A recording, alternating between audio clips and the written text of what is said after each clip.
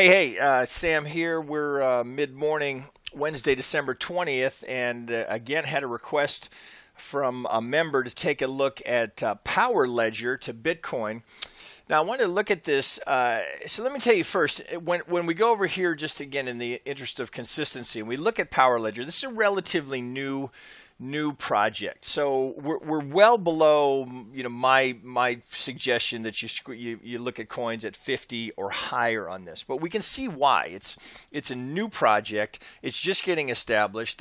We have a $373 million market cap. Not a lot of developer activity, but it's likely a comer. We do have so all the trading here is to Bitcoin, as you can see, and it's split between Bitcoin and Binance. So this is kind of a judgment call, right? So because it's a new project, you can see why the score is low, but it's certainly climbing. So it becomes a question of, are you comfortable taking the risk on a project like this, knowing that this is a new project, right? So you got to understand that risk going into it. Now, this particular member is one of my most successful, and he has a real knack for picking projects that are tied to the fundamental story. So, this is worth a look, and there's some things that we can see here technically that, I think, so there's some lessons here as a technician that I can share with you, and potentially a coin that has all sorts of upside potential. So looking here now, I've had to go to a 2-hour here because here's the ICO. Here's so you can see this is a very new coin. So I got to be careful of this is going to skew the chart here. So we have this huge reaction day. Then we get our first initial attempt at a rally off of these lows, and you can see we get an overlap here. So we get a diagonal. That's an attempt at an impulsive wave, and so we get a 5-wave sequence, and then as I've already got it labeled here, we get a very deep correction, right? And we're below the prior lows. So at this point, that correction doesn't really have any value to us other than we get our starting point here. So we can mark that off as our low that matters. So now I'm going to take this to the 1 hour because there's a few things here that are worth noting. So given that we have that, so let me open this up now a little bit more so we can get a better look at it. So it would be, at first glance, just your eye looking at that, it would be very tempting to do this. It would be, I mean, if you weren't willing to put a little effort into it, it would be very tempting to do that and go, oh, okay, well there's a diagonal, so I've got my 1 wave in. But I'm going to beg to differ with you that is not the right count, and I'm gonna show you why. So I'm going to take this down to a lower degree. So here's your first problem. So even though you don't get overlap here in the 4. Here's where you got to be careful about this. So I would tell you that I don't see it that way. Here's the problem. If that's your 1, that's your 2. I'll move this over so you can see it. If that's my 2, well, I'm shorter now than my wave 1. All right. So what I see there is that this doesn't qualify for me as a third. What I see is a 1-2, 1-2. So taking that off, knowing now that my third is not long enough to qualify as a third, I see this. So I'm going to pull this up here. I see this as a good fourth. I see this as my second. This is my 1 here. So sorry, I just wanted to show you this. And then I'm going to go to a larger degree here. Here's what I see. I see this as a larger 1, 2. I'm going to go 3, 4, 5 up here and put that in white and go up a degree. We'll go to minuet. Okay, so here's why I think that's what we've got. So if I've got a 1-2, 1-2, I'm looking here. Well, so I know a 2 wave commonly. Of course, it can be anywhere from a 50 to the 786. But the fact that we come down here and we essentially double bottom, and I can see an A, B, C, D.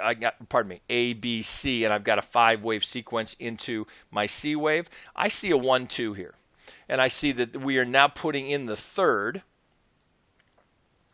Because as I measure this out, it all starts to play quite precisely. So this is trading, despite it's a new coin, despite that it's not at 50 yet, and it's an emerging project. it's a great story. I would encourage you to do a little digging and learn more about the story.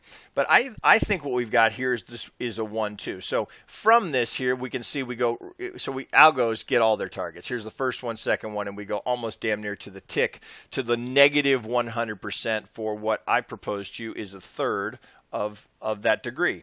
So if I've got a 1-2 here and I'm going 1-2, well, I'm going to start to measure this to give me confidence in my count because the numbers should support it. If that's a 1-2, where's my highest probability zone for my third wave? Right here. Right here. You see that? So right between the 1618 and the 175, which is where I come and I go through it just by a tick or two. So that tells me that I've got a high probability that I've got my third here relative to this 1-2. So I'm going to stick with that count. So if that's my 1-2, well, I'm putting in my fourth now. So from my 2 low up to my what I propose is a 3 high, highest probability zone for my wave 4 is between the 38 and the 50. That's right where I come.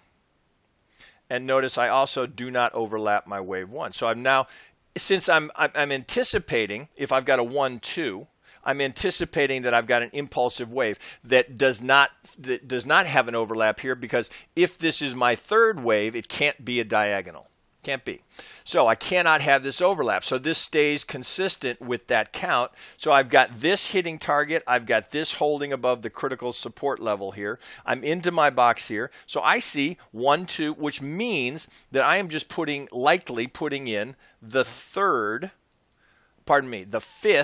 of my third wave of the larger degree. So let's do the same thing there. If this is my 1 and this is my 2, looking here, well, I've got the same issue here, but I've got also a 2618 up here, which I know is an extreme for a third wave relative to that degree. So since I'm getting this confluence here of both of them showing me potential third wave, I'm going to go with this as my target now for my third and my fifth. But let's keep doing the same thing. Interesting that we get this almost identical overlap.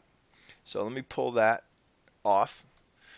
Now, let's get a pitchfork on it, see how that plays. If this is my 1 and this is my 2, well, that starts to get interesting to me. So we go up to the upper parallel, hover on the median line, come down here. We know we were looking for that between the 38 and the 50. So that starts to look good to me.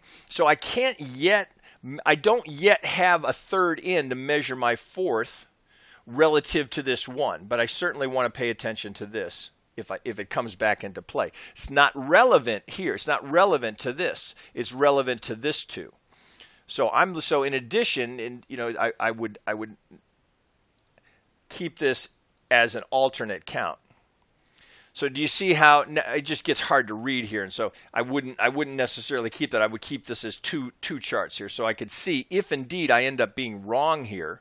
I want to keep in mind that I may have to change the count. But right now, this count plays. There's no reason to change that. So I might keep, so I'm on a 1 hour here, so I might keep a 2 hour with the larger degree in play and make sure that I don't violate anything there, so I get an alternate count. Because, you can't be, even though I think I've got the right count here, I recognize that could change at any minute, and I could be invalidated, and I'm not so presumptuous to think that I absolutely know the count. That's a danger, I think, particularly for new Elliott traders, to think, oh, well, I've got the count, so it must do X, Y, and Z.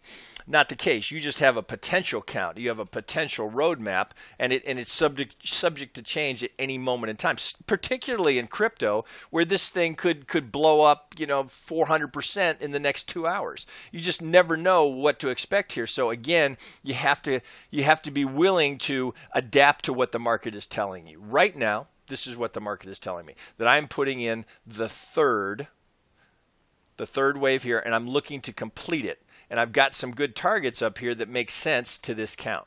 Now, do we get there? Well, we don't know. I can see right away here that from my fib pole here for my third, I got my first target here. I got some upper targets as well. I can do this. I can look at this relationship within this degree. So I can take the length of my 1, and if I've got a good 4 there, I can look here. So here's a natural target here at 100%, but then I get a little confluence up here. So take note of this. So if you'll recall that from the lower degree that I had the 2618 up here. Let me show that to you. So I like to see this confluence. So if I take this, project here, I'm gonna pull it over so it'll line it up. Do you see this? So I've got the 2618 and the 1618, so I get a nice tight little zone up here. So I've got potential here for the third relative to the one wave here, and then my fifth relative to this subdivision here. So I've got a nice fat target up here that I really like. A lot of technical confluence. Now we may not get there. We may not. Right? This at the 100% here. You know, I mean, I'd like to see, my expectation would be that we at least get to the algo target at the negative 23.6.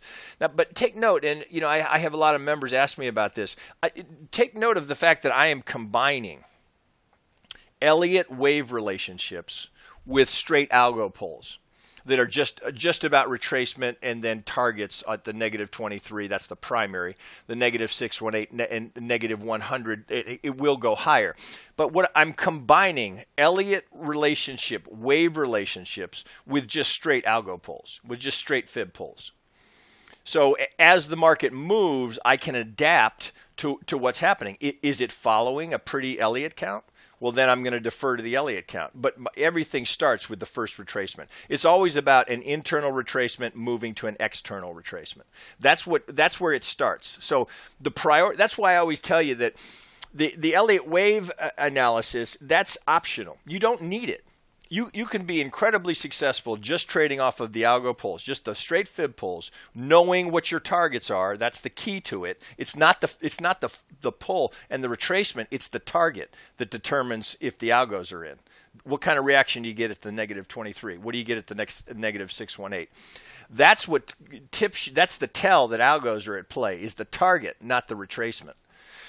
That said, because here, so if you were waiting for the 50, you didn't get it. But if you're looking at an Elliott count, we know that there's a high probability for a fourth to come into play here between the 38 and the 50. And I don't want to see an overlap of the 1. The algos don't give a shit about that. They're just trading off of the fib pole. They're just trading off of pivot to pivot. It's just a piece of software written to buy it here and continue to buy it all the way to the 618. They flip at the 6.5. But so what do you do if you retrace to 786? Do you abandon the algos? No, because we know what this could be from an Elliott perspective. So that's what I would propose to you that I'm showing you that perhaps may be unique to what I'm teaching, which is the combination of these two. So it makes for a confusing chart. So if I showed that to someone, they'd say, well, how can you possibly know what's going on there? You got lines everywhere. You could almost say, oh, that's the broken clock theory, that somewhere within this, you're going to hit one of these lines, and you're going to say, what magic? Well, if you understand them, I would beg to differ. Right? So all we're doing is qualifying. What is the probability that this is my third, given that I can look at the statistical analysis of millions of pivots, retracements, and extensions, and know that this is the highest probability statistically for a third. So if I'm going to pop into that zone and then I'm going to retrace, well, I'm pretty comfortable calling that a third. And if I know in that same statistical analysis that the highest probability for my fourth is between the 38 and the 50, I'm pretty comfortable putting that in as a fourth. Doesn't mean that it must continue this way, that this count must play out. There are no absolutes, but I certainly like the odds. Right? So, just some things to take note of here. So, if for the untrained eye, that chart is an absolute mess. You'd have no idea how to work with it. If you know what you're looking at, and this is also why I like to draw these hot boxes, what I call them. So, once I've got it there, I don't need to keep this on. So if it's confusing to me, I can just get to what am I trading right now? Right now, I'm trading an Elliott count. I'm trading the 3, 4 for the 5. But I do know that my algo target is up here. So perhaps there was a little bit of a front run because typically they're going to front run ahead of the 50. I mean, it's a combination of the two. So I know I've got this nice overlap up here. I'd love to see it get up here. If it gets there, then I'm pretty confident in what I've got. Then I'm pretty sure I've got a 3. So if that's my 3, well, I can play the same game down here for my 4. But I'm now pulling from what I believe is my 2. I'm not pulling from here. I'm not pulling from here. Because I think I've got a completed 5-wave structure to complete my 3rd. So if I'm going to try and enter now for my 4th, so just hypothetically, let's say we get up here and we get to this confluence zone here where we had the 1-6-1-8 and the 2-6-1-8 within a couple of ticks of each other. Well, where am I looking to get long next? Okay, here's the probability zone for my 4th. Now, doesn't mean it must get there. It just, that's where the odds are. Right? So we're always just playing the odds. But here, lots of 4s. You know, in a strong market, they'll only make the 23. Doesn't have to come down here. I mean, this might get my attention here because of the structure of the lower parallel. So that's where, you know, then maybe the oscillators can be helpful to you. You know, are you oversold on the RSI? Right now, I can just look at this, right? So if I use the Elliott oscillator, that's telling me that that's the strongest wave. That's my 3rd wave. So I'm pretty confident that my labeling here is consistent with what I'm seeing by every measure. By the fib relationships, by the structure, by the median lines, by the oscillators. I'm pretty confident in my 3rd there. So this at the 4, you know, I'm pretty confident as a buyer here. And if we get up here, so if we get up here, what would I be looking for? I'd be looking for a little divergence here. I'd be looking for this potentially to show me that if now on the smaller degree here. So I'm looking for this to look like this. To help me, that's where this can add value for the oscillators. I'd be looking for something like that. So if we get over here, I don't want to see it as high. I want to see it a little weaker. So that if I'm going to get up here and I'm looking for my 5th relative to my 3rd, I want to see a little divergence here. I certainly want to see the RSI up in the overbought zone, knowing that I have the potential for that to come back down. I'm not going to sell it there. I rarely, if ever, short crypto. So I'm not saying there's your sell. I'm saying that might be a place to take profit, and if not fully, take a partial profit. Because if this is going to play, remember, if we're going from here, we're looking for subdivision to get there. That 5th isn't just going to, we're not just going to see a straight line. It's not going to go from here, well, in crypto, anything's possible. Unlikely to go straight. Unlikely. There's going to be some subdivision to get us there. So very possibly, along those lines, I've got a 1-2 already started. So I may have a 1, 2, 3, 4 looking for that. Change the color, change the degree. So you get the idea. Let's put the wave count on it so you understand what I'm saying. Let's go to that. Likely, we're going to get a 3, 4, 5 if we're going that high, and I don't know that we are, but wouldn't that be pretty right there? And if this is my 2, well, and this is going to play, where's my next trade? If this is my 2, and let's say we get up to the algo target. Well, now look at that. Wouldn't that be nice? Right at the median line at the 38. If we get here, that may be, and you know, we'd want to see a little subdivision in that as well. Push here. Is that good? Is that enough risk reward for you? Well, that's up to the individual trader. You know, here, take note of this. This is where Elliott gives you some advantage here because you get a rule set. Well, there's my 1. I don't want to see that. So if I'm going to be a buyer there, that's got to be my stop. If I'm going to play the market, I'm going to take it. Let's say I'm buying here at the 38. Well, that's the maximum amount of risk, and really, you know, you're giving it a little wiggle room because in a 5th you could get an ending diagonal. So you got to give that a little bit more room. So if you just look at that in terms of entry potential, and you look at that, so well, you know, 2.5 to 1, roughly. You know, I'm just eyeballing it. Is that good enough for you? Maybe. Maybe not. Maybe that reward isn't good enough for your risk profile. So if that's the case, well, then you wait. Then you wait for the 4 down here where you get this kind of risk reward. Now that looks a whole lot better. 5 to 1, eyeballing it. Right? So just the individual trader's choice. But bottom line, this is a really interesting project. Even though we're low on the score here, this is one to pay attention to. Because even though it's 36 right now, that could be. We just need a little developer activity here relative to how they score things. A little more history. You know, it's a new coin. Lots of opportunity there. Pay attention to this one. Okay, guys, I'll wrap it there.